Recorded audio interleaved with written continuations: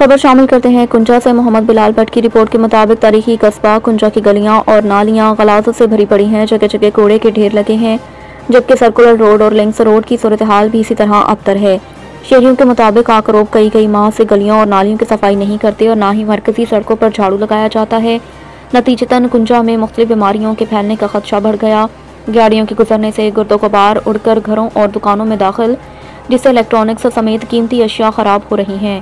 عوامی حلقوں کا کہنا ہے کہ جب سے صفائی کا نظام ویسٹ مینجمنٹ کے سپرد کیا، تب سے صورتحال مزید خراب ہو چکی ہے۔ شہریوں اور سماجی نمائندوں نے وزیر اعلیٰ پنجاب مریم نواز سے مطالبہ کیا کہ کنجا میں صفائی کے نظام کو فوری طور پر مؤثر بنایا جائے، بصورت دیگر عوام شدید احتجاج کرنے پر مجبور ہوگی۔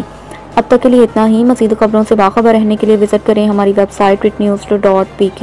ایک بڑی خبر سے آگاہ کرتے چلیں۔ پھالیا سے میاں عبدالباسط کی تفصیلات کے مطابق میونسپل کمیٹی پھالیا نے ہیلا چونگی کے علاقے میں بڑے پیمانے پر ناجائز تجاوزات کے خلاف آپریشن کیا۔ اس کارروائی میں میونسپل ملازمین، پولیس فورس اور بھاری مشینری شریک تھی، جس کا مقصد برسوں سے قائم غیر قانونی تعمیرات اور رکاوٹوں کو ہٹانا تھا۔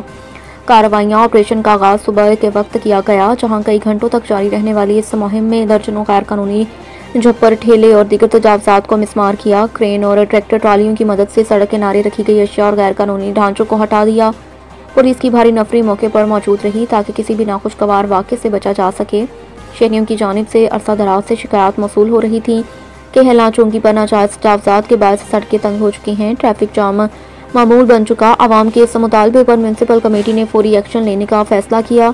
علاقہ مکینوں نے کارروائی کا خوش آئند قرار دیتے ہوئے کہا کہ اب ٹریفک کی روانی بہتر ہوگی اور پیدل چلنے والوں کو بھی سہولت میسر آئے گی۔ اب تک کے لیے اتنا ہی۔ مزید خبروں سے باخبر رہنے کے لیے وزٹ کریں ہماری ویب سائٹ witnews.pk۔ اب تک کے لیے اتنا ہی۔ مزید خبروں سے باخبر رہنے کے لیے پڑھیں صبح کا اخبار، روزنامہ ریٹ نیوز اور تازہ ترین اپڈیٹ کے لیے وزٹ کریں ہماری ویب سائٹ witnews.pk۔